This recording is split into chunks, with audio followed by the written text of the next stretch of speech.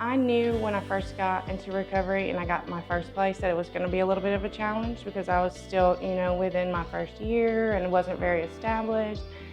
So I knew that that was going to be tough. But here I am 2.5 years later, I have a beautiful career. Like I have things for myself, so it's going to be easy now, And I guess it was naive of me to automatically assume that other people were going to see the change, like someone that doesn't know me, that they were going to automatically see the change just me walking in. So I applied for an apartment with a different realty company, and they denied my application. They denied it, they said, for my credit score. And my credit score's not great, but it's also not like super scary, like don't rent to me. I really think it was my background because I was very honest about that. I have to be.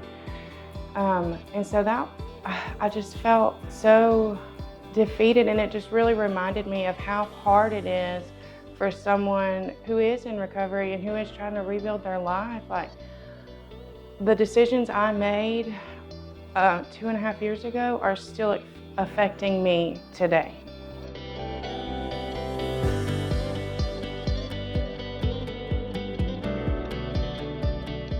So even though I live a good life, even though I am good, to people, I'm a good mother, I'm a good friend, it still affects me in very big ways. Housing is huge. And so realizing that and kind of going through that process just kind of took me back and I guess kind of humbled me. So honestly, I didn't even know that help was out there. Let me start there. Once I realized that I had a problem and that things were bad, I didn't know what a treatment center was. I didn't know what a support group was. I didn't know any of these things. So I think that was part of the reason why I stayed stuck so long, is because I didn't know there was a way out.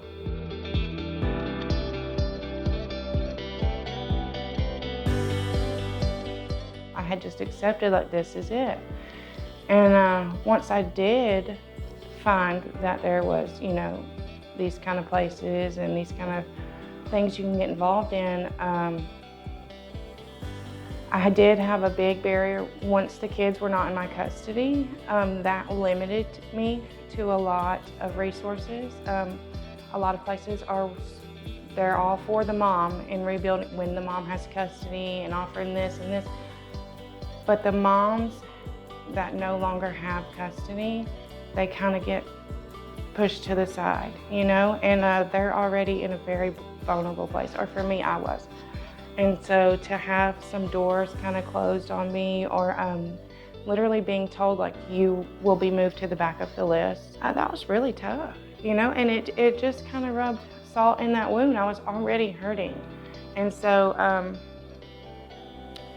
having someone tell me that in multiple places and people tell me that was hard, for sure.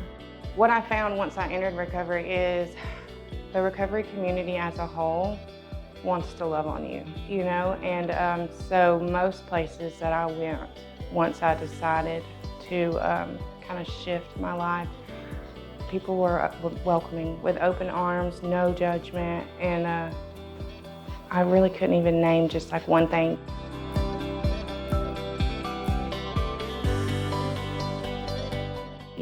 Everywhere I go when it involves recovery for me, has been a very positive experience.